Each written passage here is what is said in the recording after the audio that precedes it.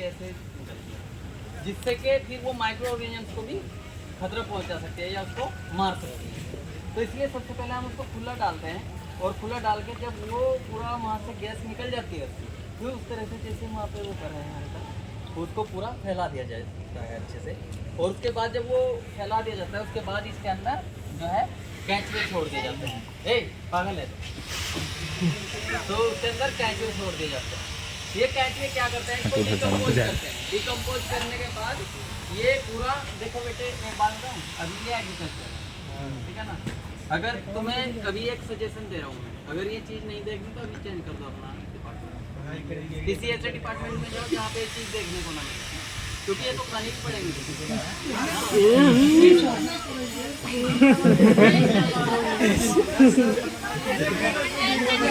ये बताओ, ये तैयार हो रहा है मटेरियल, ये पूरा पौधे में जाएगा।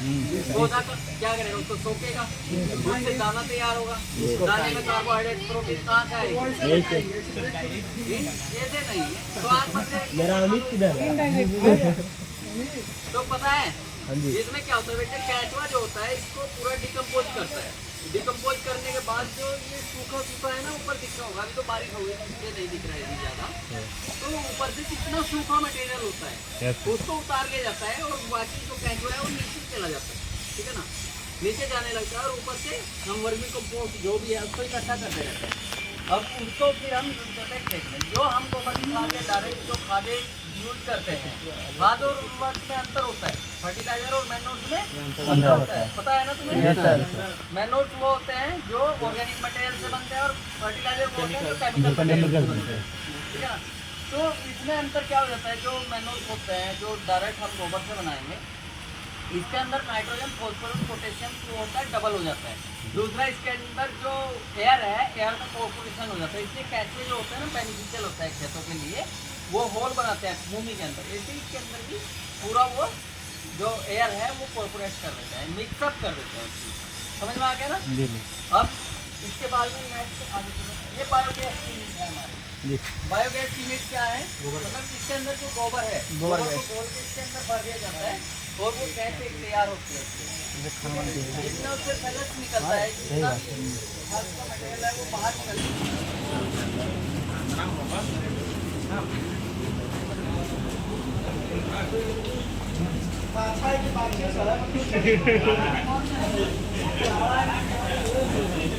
अरे यार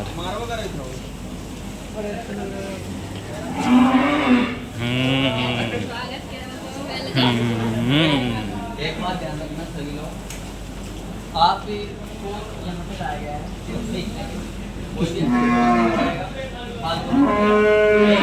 भी आपको ले जाया जाएगा, क्योंकि अभी तो कुछ भी नहीं, इससे आगे और भी उसमें जाना है, तो कोई नहीं। तो अरे यार क्या कर रहा है तू लोग, क्या धक्का मार रहा है। तो आपको देखिए खेती भी अलग अलग तरह की होती है। अगर मान लिया मैं खेती कर बात करता हूँ, तो आपके यहाँ पे जो गेहूँ बनना या जो भी कुछ खेती करते हैं लोग, वो कितना ज़्यादा एक बीघा में कितना निकल सकता है, 20,000 रुपये का निकल सकता है।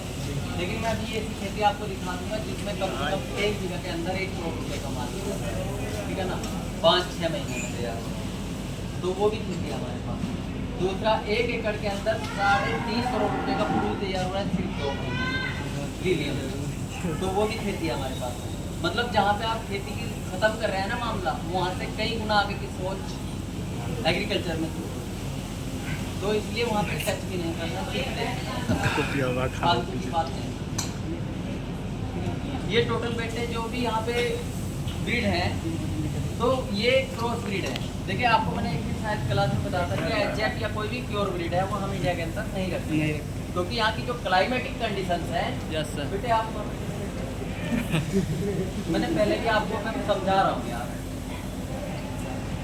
क्लाइमेटिक, क्योंकि पता है ना आपको बहुत सारी चीज़ें हैं आपकी, जैसे मैं यहाँ पे लेकर आया हूँ, तो मुझे यहाँ का भी देखना है, प्लस आपकी भी सिक्योरिटी देखनी है। अभी आपको अगर कोई गाय टक्कर मारता है, मैं तो फिर जिम्मेदार नहीं बनूंगा ना, जब आप सीखोगे आगे जा कर नहीं सर, मैं क्यों जिम्मेदार बनूँ, लेकिन फर्क तो पड़ता है ना उस चीज़ में। क्या आप लेके गए आपने ध्यान नहीं रखा, ये चीज़ें होंगी ना। एबो जो है लगभग 10 लीटर मिल्क और हाई है 32 लीटर इसका रहता है। एचएफ का कितना रहता है 40, ठीक है ना। तो इसका मिल्क प्रोडक्शन रहता है। दूसरा हमारे पास में साहिवाल प्योर नहीं है, 50% प्योर नहीं है।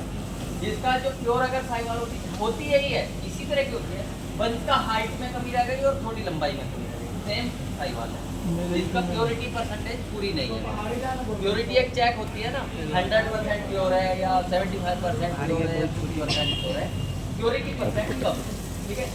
अब इसके बाद में नेक्स्ट है हमारी कई क्रॉस, मतलब वहाँ का नहीं, मतलब क्रॉस और प्योर खार पार करना होकर जो मतलब इसका 50% खार पार करके गुनाए हुए, क्योंकि मेंडल लॉ आपने पढ़ाई है। मेंडल लॉ में ये बताया जाता है कि 50% गुण आते हैं फर्स्ट टाइम, फिर उसके बाद कितने आते हैं 75%, यानी 25 में और 50 में, फिर उसके बाद कितना। सॉरी वाइट जूम है तो तुमसे ज़्यादा बंदा मेरा होगा।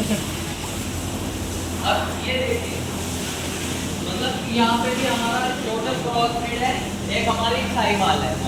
साहिवाल प्योरिटी ना लेकर वो लगभग 75% के आसपास प्योरिटी परसेंटेज है उसके अंदर, ठीक है।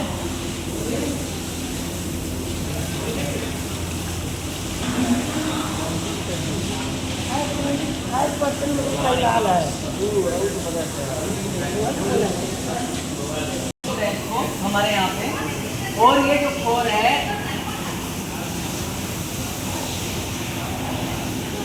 ये माउथ टू माउथ सिस्टम है। माउथ टू माउथ मतलब बीच में बनी हुई है, दोनों तरफ पशु हैं और इसमें जो होता है चारा हमेशा बराबर अंदर की तरफ डाला जाता है, ठीक है ना।